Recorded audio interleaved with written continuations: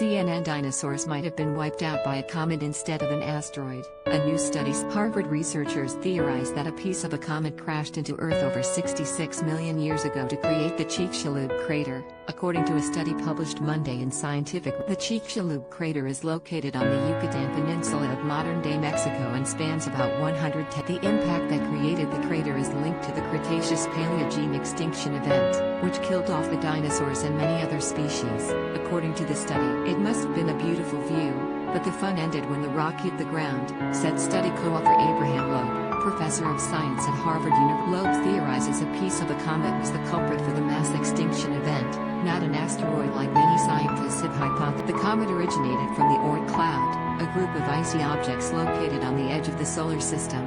Read MoreA. Comet is a piece of space debris made mostly of frozen gas, while an asteroid is a piece of rock most commonly found in the asteroid belt, a collection of asteroids between Mars and Jupiter, according to CNN weather correspondent Chad Ma. The odds of an asteroid with a diameter of at least 6.2 miles causing a Chicxulub impact event is 1 in every 350 million years, according to the study. Long-period comets, comets with an orbit of more than 200 years, that are capable of the Chicxulub event are significantly rarer, with one occurring every 8 to 11 billion years. The study found.A piece of space debris crashed into Earth 66 million years ago, and a new theory hypothesizes it was a comet. The researchers offer a scenario for how the comet could have beaten those long-shot odds. As the comet traveled to the center of the solar system from the Oort Cloud, Jupiter's gravitational force could have given it a boost so it had enough speed to reach the Sun. According to Jupiter acts just like a pinball machine, Loeb said. When something comes close to it, it can give it upon reaching the Sun's gravitational force could have broken the comet into multiple pieces,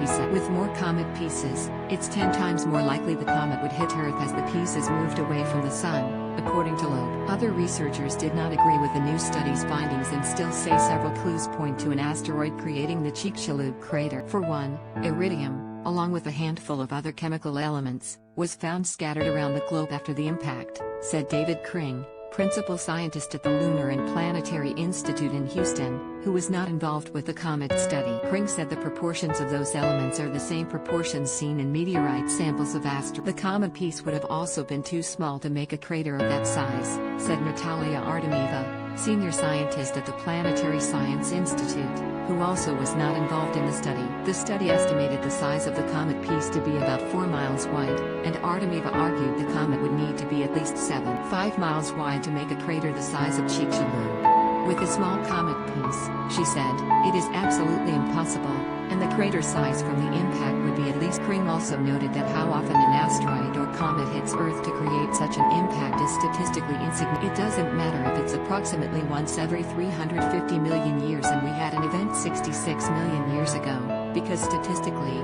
that would be the one occurrence in the 350 million year time span. Researchers also have a plethora of asteroid samples to study compared to comets.